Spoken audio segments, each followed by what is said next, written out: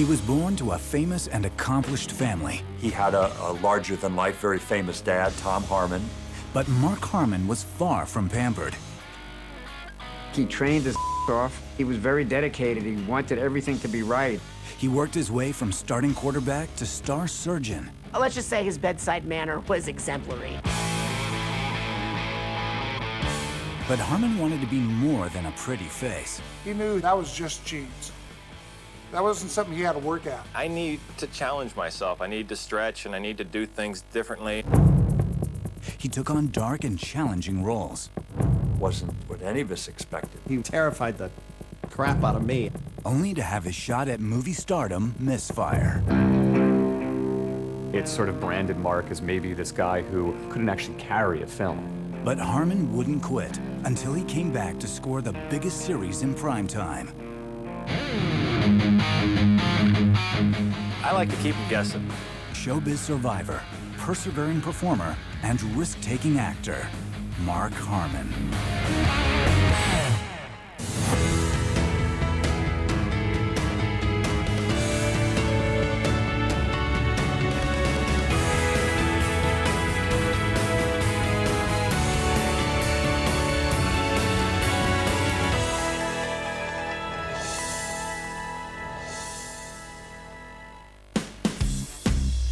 In 1985, 34-year-old Mark Harmon had reached the pinnacle of primetime fame as the hunky Dr. Bobby Caldwell on the critically acclaimed hospital drama St. Elsewhere. It had taken him nearly a decade in the TV trenches, taking on bit parts, and at last his diligence was paying off. Harmon was one of America's hottest young performers and had a following of adoring female fans.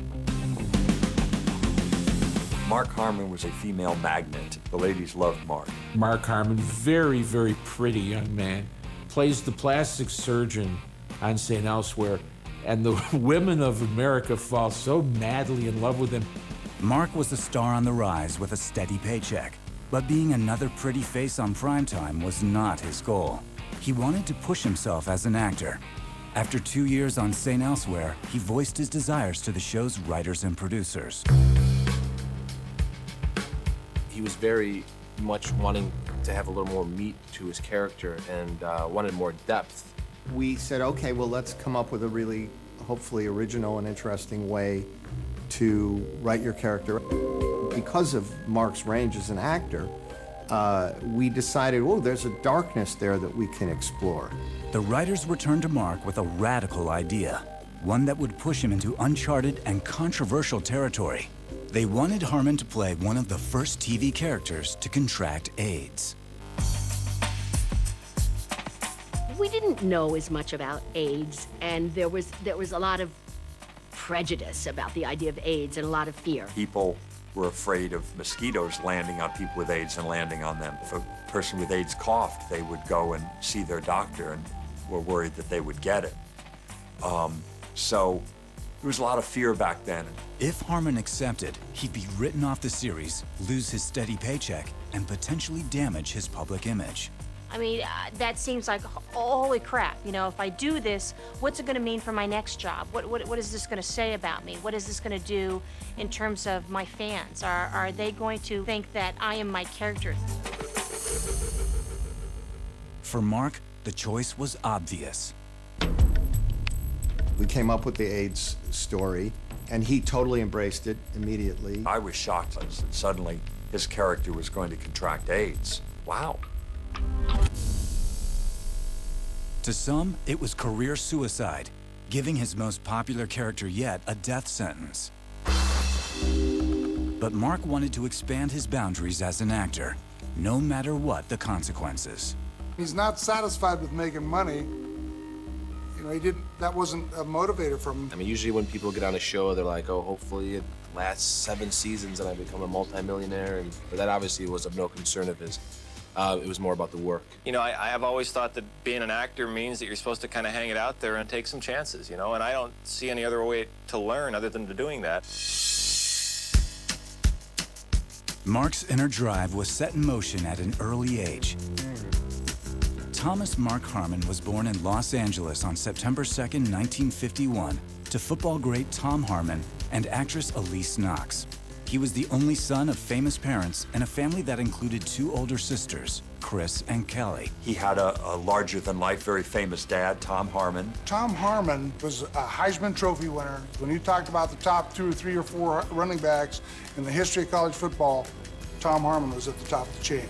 From an early age, Mark was drawn to both his parents' professions, sports and acting. He saw a lot of show business. His father would do commercials. His mother was an actress. The set and cameras and all of that became second nature to him. And being who Mark was, he studied all of it. But for a time, it seemed Mark would follow in his father's footsteps. He played football and started as kind of a mediocre player and worked hard and became a great football player. He trained his off. He was very dedicated. He wanted everything to be right. His father's job as a football commentator regularly kept the elder Harmon on the road covering college games. Mark didn't see much of his father growing up. When his father was home, Mark talks about being a kid, playing catch in the front yard with his father, making one bad throw, and his father quitting the catch entirely. I mean, that's a rugged way to come up as a young man. Mark's father was a driven, disciplined kind of guy, and he expected the same thing from his son. Mark's strict upbringing and hard work paid off when he joined the storied UCLA Bruins.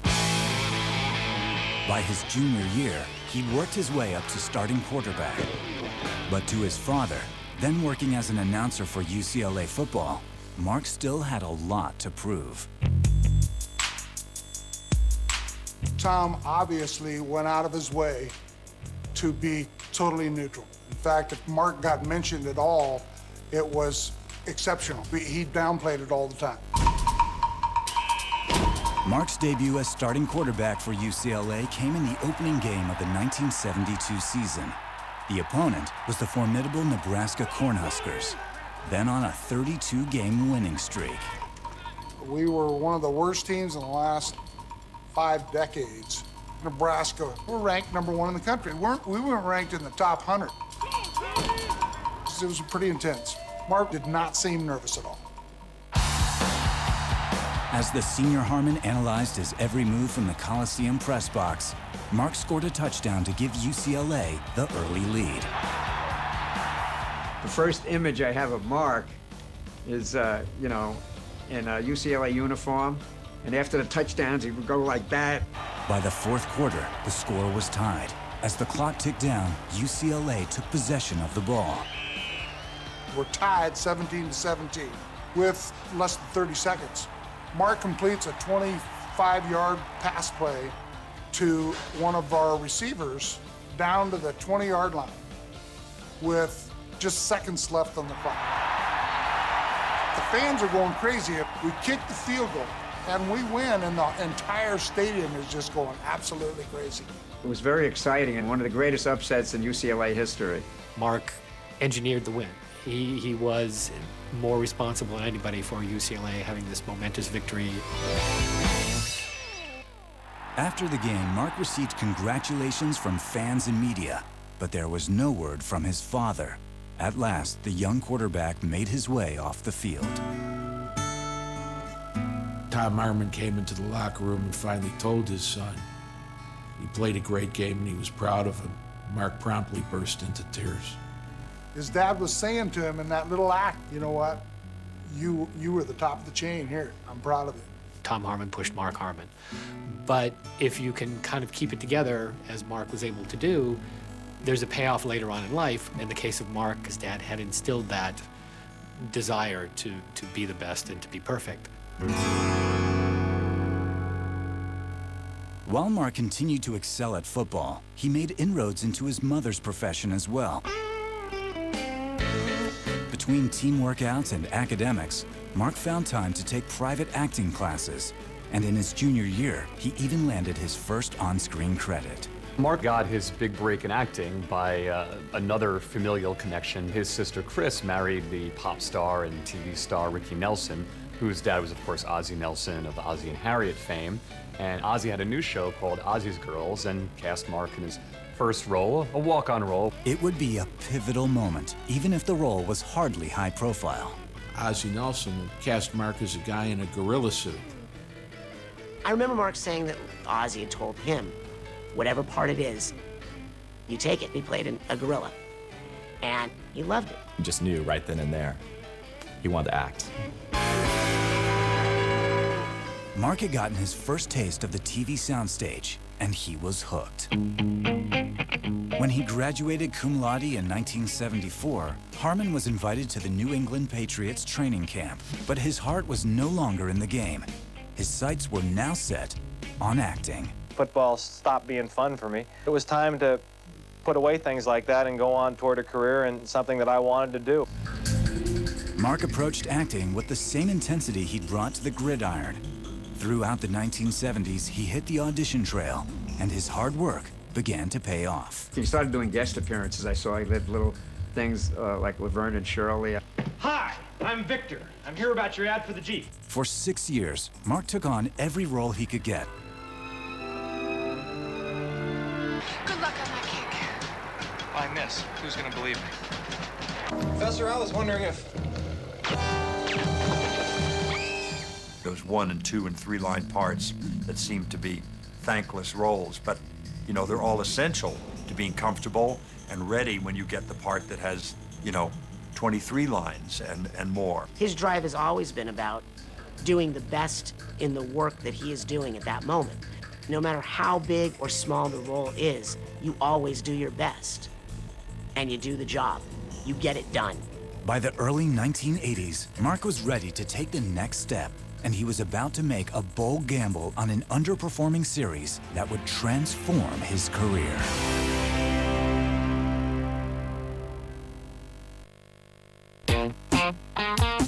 By 1974, Mark Harmon had graduated from UCLA with a stellar record in the classroom and on the football field. But instead of pursuing a career in sports, he chose to test his talents on the small screen. For 9 years, Mark pushed himself as an actor, giving his all to even the smallest of roles. Mark's career still kind of struggling a little bit in the beginning of the 80s, but he had gotten what could have been a break going to read for a show, Bay City Blues. Bay City Blues was a baseball show about a farm team. It was a wonderful script. It was from Stephen Bochco, who had done Hill Street Blues, and there was a lot of buzz about the show. He went to read for that, but happened to hear that just up the hallway a little bit, there was another show being cast. I heard that Bruce Paltrow was auditioning for St. Elsewhere. St. Elsewhere, a drama set at an underfunded Boston hospital, earned critical praise. But on the cusp of its second season, the series was in trouble. St. Elsewhere was far from a ratings hit. After that first season, it was almost canceled. But St. Elsewhere had a reputation as a nurturing environment for actors. Moreover, Mark was a fan. Literally knocked, on the door himself and got his audition. He came in with absolute confidence, but no ego. In terms of the audition, it was down to him and Don Johnson. I said, yeah, I don't know, Don Johnson, I just don't get this guy. I think Mark's, really, really interesting, really right for our show. And of course, within a year, he had been cast on Miami Vice. In the end, Mark was offered parts in both series, and the 33-year-old actor had a tough decision to make. Go with the much-hyped but untested baseball drama Bay City Blues, or the underperforming St. Elsewhere. When the negotiations came to be on St. Elsewhere, I was advised not to do it. I happened to be a fan of the show, and I wanted to do it. I wanted to be part of it. Thankfully, he chose St. Elsewhere's Bay City Blues and lasted for 8 episodes. In 1983, Mark joined a tight-knit and talented cast that included up-and-coming performers such as Denzel Washington, Howie Mandel, and Ed Begley Jr. The St. Elsewhere cast was like a family. It's very difficult to be an actor and come into a show as a regular after it started. Everybody's got relationships, the rhythm of the show's set. I met Mark on the set. Hi Ed, there's we got a new character here, Bobby Caldwell. He fit in instantly. Everybody fell in love with him. I liked him right away. He was a great team player, and we were all very much on that team with him on St. Elsewhere. Mark didn't just win over his coworkers with his everyman charm. His dedication to the show was equally impressive. He cares deeply about the work. If he would mess up a line, he would get so upset with himself. He wanted to do it perfectly all the time, and he was always quite the perfectionist. However, in September of 1983, when plastic surgeon Dr. Bobby Caldwell first appeared on screen, it wasn't Mark's devotion to his craft that made audiences take notice.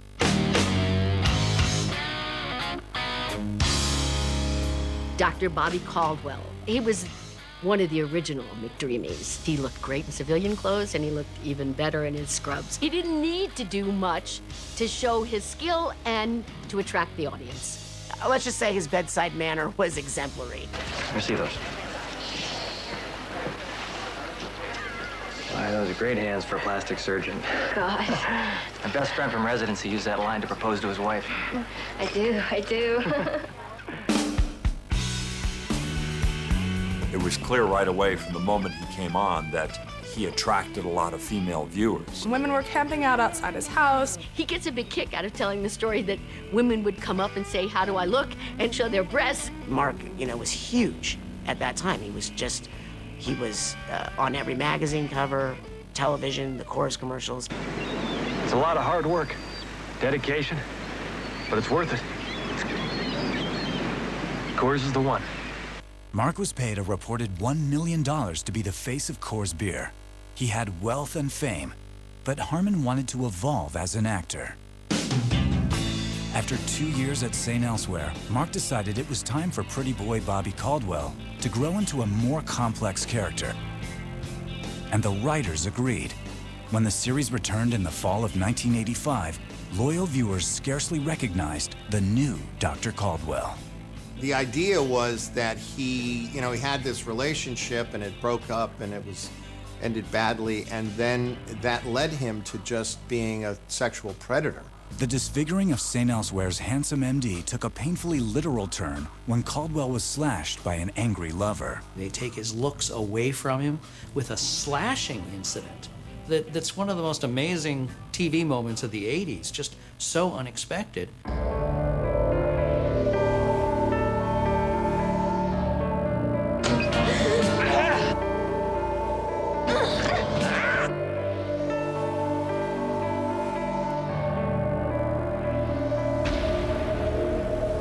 Many viewers felt betrayed by the violence done to their dreamy Dr. Caldwell, but they were in for an even bigger shock. They were about to learn that he had contracted AIDS. This is somebody that the audience had fallen in love with, so to give him AIDS would have a huge impact on the audience because they had an investment in his future. Mark was energized by the opportunity to push himself as an actor and fought to make his character's struggle with AIDS ring true.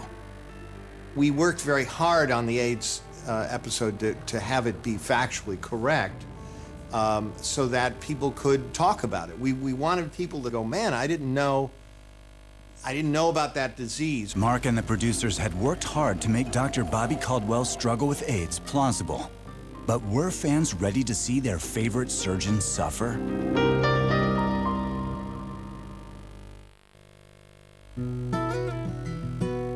By 1983, Mark Harmon had found stardom on St. Elsewhere, but he wanted to be more than just a pretty face.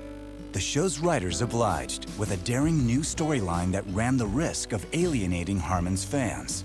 On January 29, 1986, viewers tuned in to discover a new chapter in Bobby Caldwell's story. I thought it was an infection.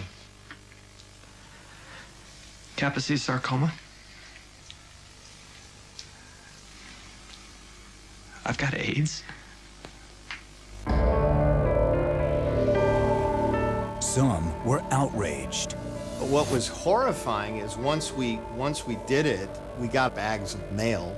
One of the letters was from a woman who was furious with us, and she said literally, why didn't you give AIDS to somebody who is ugly? She said at the end of her letter, I'm never gonna watch your show again. But the naysayers were in the minority. Harmon himself was deluged by sympathy cards and letters. The episode was the highest rated of the season, and critical acclaim was nearly unanimous. I think that was the biggest, most impactful thing in his career, because people took him as a serious actor. But this one, it got respect. While many praised Mark for trying to expand his range, People magazine wasn't ready to let go of the primetime pinup. In 1986, the editors named him their sexiest man alive. We gave him so much heat for getting named sexiest man alive. And he, of course, was embarrassed by it. I don't think he was thrilled by it. He was like kind of a little bit, he seemed a little uncomfortable with the attention. I don't think Mark would get caught up in the looks thing or the movie star thing at all, because of the fact that he knew he inherited that. That was just genes. That wasn't something he had to work at or achieve. In the spring of 1986, Harmon left St. Elsewhere and Bobby Caldwell for yet another challenging role. Serial killer Ted Bundy in the made-for-TV movie, The Deliberate Stranger. It wasn't what people expected after St. Elsewhere. It wasn't what any of us expected. For the primetime leading man, playing a psychopath was a risky decision. If you do this role right, people are going to be creeped out, because you're not going to think, oh, sweet Mark Harmon. You're going to think, oh, killer Ted Bundy. But he wanted to go there. I thought that he was a remarkable choice. I wanted a all-American, good-looking, attractive to women, playing that role.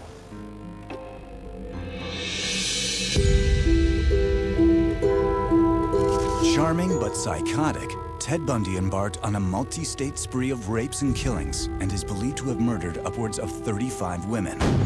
Mark did total immersion in this role, to the point where he tried not to sleep so he'd be in a weird state of mind, like the character. He asked me if he could go down to Florida to visit with Bundy before his execution, and I said, no way. I do not want the washed lies or all the excuses that he's liable to hear from quite an awful person.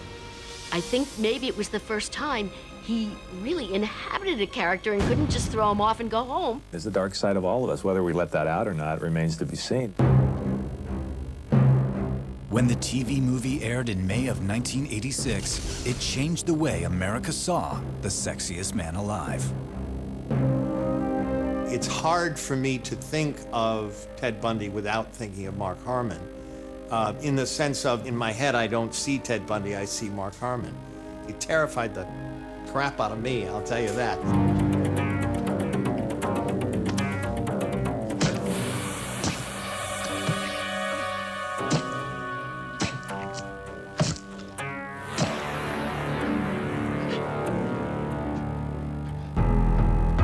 After 2 months of filming, Harmon had so fully immersed himself in the role that he found it hard to shake Ted Bundy.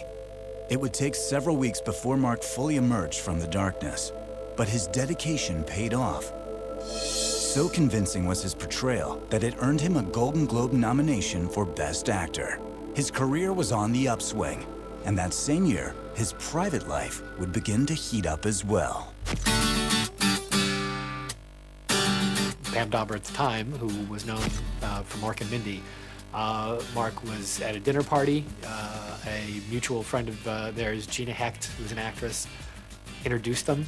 I think when they met, it was pretty clear to all of us that it was the real thing and that there was a great chemistry. They seemed very smitten with each other. She also was aware of the trap and the joy of success, and I think that was a great thing for him, to have somebody to help him understand the whole insanity of Hollywood. She's not part of any Hollywood glitter lifestyle. She's a very substantive woman, and Mark was drawn to that, obviously. When they decided to take their relationship to the next level, Harmon and Dawber did it in their typical understated way. They invited people over to the house for a barbecue and announced they had gotten married earlier that day. Mark is really one of the few actors who says, I don't need the spotlight, I don't want my personal life in the headlines, and lived that. 1986 had been a banner year for Mark Harmon. Following a bold exit from his primetime series and a riveting performance as serial killer Ted Bundy, his career was running full throttle. Even so, he had managed to keep his personal life out of the spotlight. 1987 would be a whole different story.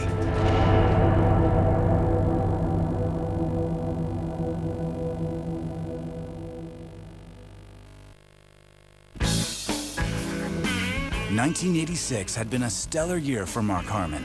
He had been named People magazine's sexiest man alive, won critical praise in a chilling TV turn as serial killer Ted Bundy, and married actress Pam Dawber.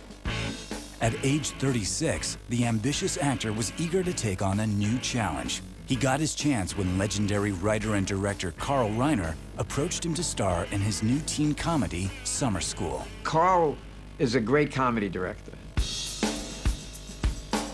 The Jerky, that was a huge, success for Steve Martin, his first film out of the box, out of being a stand-up comic. And we as soon as the discussion went on for Mark, we all agreed he would be the right guy for the role. It would be an unexpected leap from killer Ted Bundy to laid-back gym teacher Freddie Shoup. And Mark had his doubts. He had built his reputation on drama, not making people laugh. If you're primarily a dramatic actor, the comedic lead role in a film can be a pretty huge stretch and a big risk. I spoke to Carl about that. We both felt that he was just right for it. I mean, the character calls for a young, fun-loving, athletic person that happens to be a teacher. He was perfect for the role, and he's so charming and, handsome and a great smile. I remember Carl Reiner said he had seen Mark in The Deliberate Stranger, and his comment was, anyone who can play a killer that convincingly has got to be a great comedian. Mark was the kind of guy who said, gee, I don't know if I can do this, and I think that made it a challenge once again for him. If Carl Reiner tells you, hey, you could be funny doing this, you kind of have to go with Carl Reiner on that one. Is Carl Reiner ever wrong? Mark signed on. He would stake his big screen ambitions on the success of Summer School. Under the guidance of Carl Reiner, Mark dove in head first. I remember we were all watching him shoot the scene with the dog where he kisses the dog, and we were like, oh my God, he's going for it.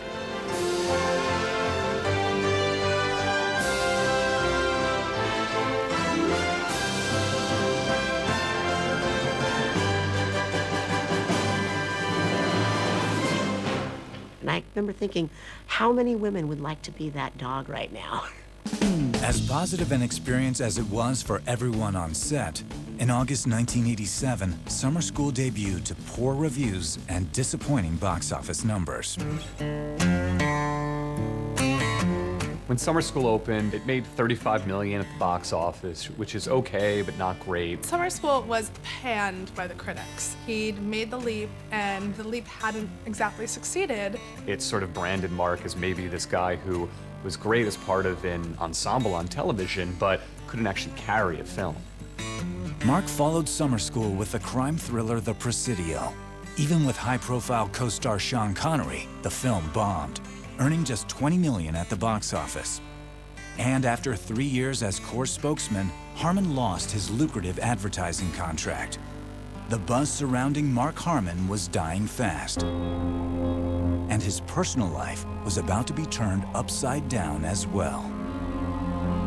Mark's sister Chris, who was of course married to Ricky Nelson, had been going through some issues. Ricky Nelson passed away tragically in a plane crash. Mark started worrying that his sister had some drug problems. Chris had a son who Mark was close to, and Mark became concerned. Worried about the safety of his nephew, Mark decided to seek custody of him, which unfortunately led to a very ugly and public court battle. When Mark and Pam arrived at the courthouse in August 1987, they were met by a throng of reporters hungry for details about the family drama. I don't think he ever expected that it would turn into a big thing. I think he was looking at it as a private family matter, and though it was going to court, I think he really underestimated the public's interest in him. Mark thought that he was doing the right thing, and Mark probably was doing the right thing. He was getting blasted in the press because America hates it when it looks like someone is trying to take a mother's child away. People were very upset, and they were upset with Mark. You know, you could say that trial was a perfect storm of nightmares. Here's Mark Harmon standing up for what he thought a man should do, which is protect his nephew, dealing not only with his famous family, but a famous family on the other side. And so every day to the courthouse, every recess, every break, there'd be cameras there. There'd be people asking personal details of what he was going through. After 3 days of heart-wrenching testimony and lacerating press coverage, Mark informed Chris's lawyers of his desire to end the trial. Later that day, his attorney announced that Harmon was dropping the case. When all the craziness of the trial was going on, he was the one person that stepped up and said, enough's enough, too much blood has been shed, and we need to stop this. And that must have been really difficult. But it was the right thing to do, and I think they all agreed on it, about it, and they all went to family therapy afterwards. Things seemed to be resolved. So what began with good intentions to try to help his family ended with good intentions, helping his family. Brother and sister walked out of court arm in arm, and it appeared the family was ready to heal. But Mark had more damage to repair. After his failure to launch a big screen career, he needed to put his professional life back on track too.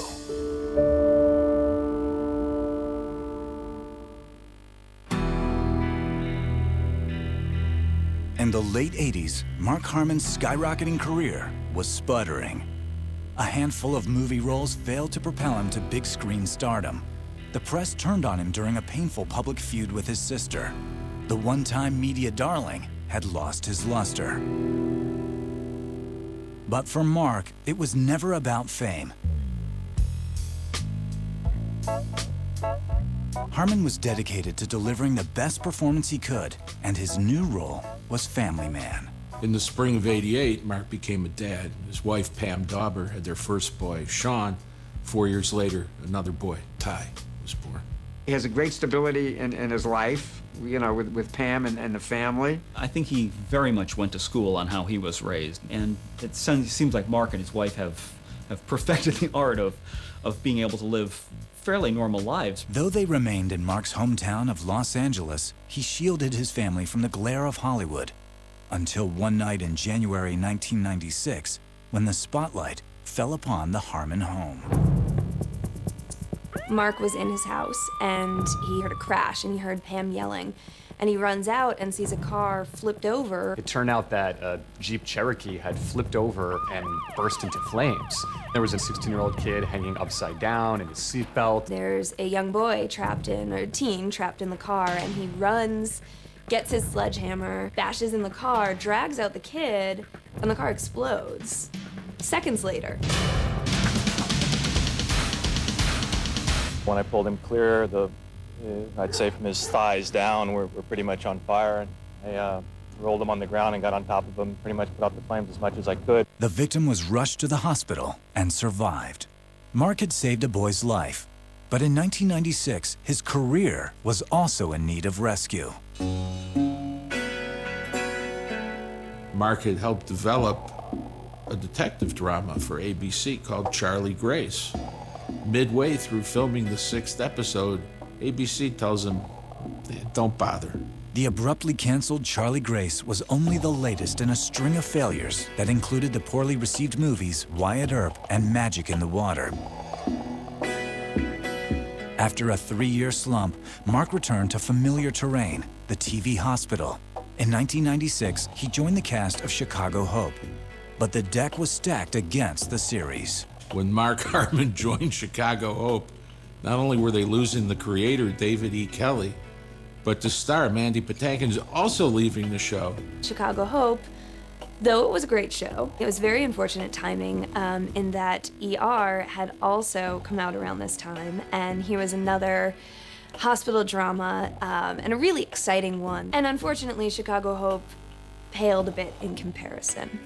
The idea was that Chicago Hope wanted to bring in somebody who was really handsome and to counter the George Clooney phenomenon on ER.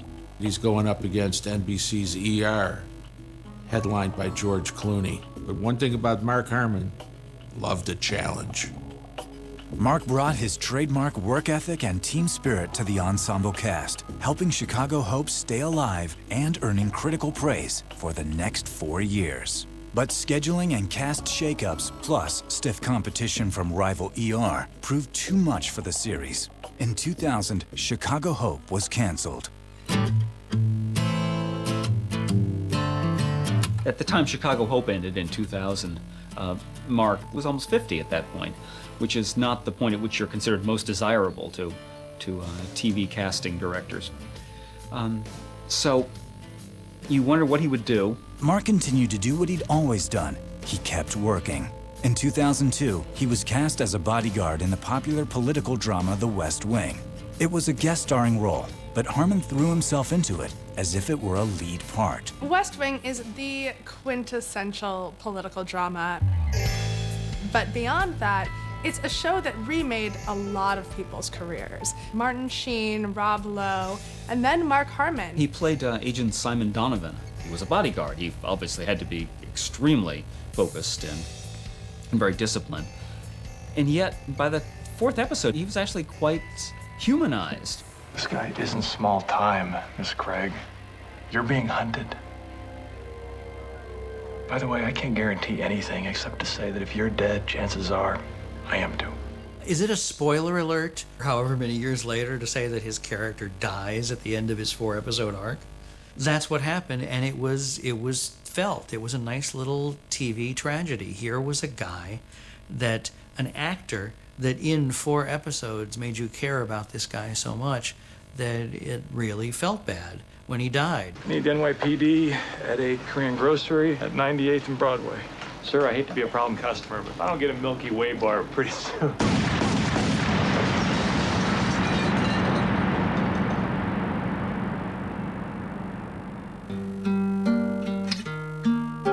You wanted him to sort of stay with the series, take over the series. He'd really crafted a great role there. The run may have been brief, but Mark's performance had resonated with viewers. The West Wing earned him an Emmy nomination and would kickstart the most successful chapter in Harmon's long career.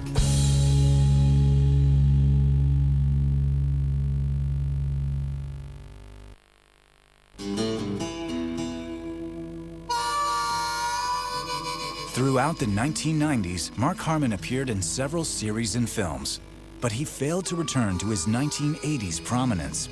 And at 51 years old, Mark seemed in danger of disappearing. But Harmon didn't give up, and in 2002, he had a breakthrough with an Emmy-nominated guest run on The West Wing. He soon set his sights on a new primetime role. In 2003, Don Belisario is creating a show called NCIS, and Mark gets interested in playing the role of Special Agent Jethro Gibbs. NCIS is about Naval Criminal Investigative Services. They're basically like the police for the military. Jethro Gibbs is the lead character. He's the boss. I think Mark saw a lot of possibilities there, and Don Belisario had a terrific reputation for being, a showrunner with the right feel for a hit.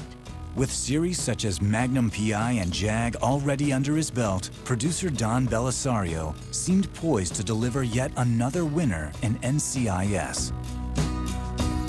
But Mark Harmon wasn't even on his radar. Don Belisario is very specific about casting. From what I understood of the casting for Mark, is that they thought that he was a pretty boy. He's going, are you kidding? Yesterday's news. I mean, he has no heat around him. And then he saw Mark in The West Wing. After he saw that, he realized he'd be the perfect Jethro Gibbs. First, it was like, I don't even want to see the guy. Then it was like, don't show me anybody else. I got my lead. Mark leapt at the opportunity. As Special Agent Jethro Gibbs, he would lead a misfit band of military detectives, a perfect role for the square-jawed actor. Better yet, the series would be shot in Los Angeles, affording him more time with his wife and 2 sons. He's like, good. I get to work in LA, I get to go home at night. Except that, with the beginnings of NCIS, there was no going home at night. He said the first day of work on that show was 21 hours long. And that was a Monday. He said, and then on Tuesday, Wednesday, Thursday, Friday, and Saturday, We also saw the sunrise. He said it was 9 consecutive 6-day weeks, and that the hours were, like I said, incredibly long. He found the set very disorganized. My favorite quote is Mark saying, you know, at the beginning of NCIS, we didn't have this luxurious thing called scripts. The show was a success. It came together, but it came together with an enormous amount of exhaustion and sweat and tension. All that hard work paid off. When NCIS hit the air in 2003, the many fans of JAG followed. Throughout the first few seasons, the ratings climbed. Mark was part of the ensemble cast, but he was also more.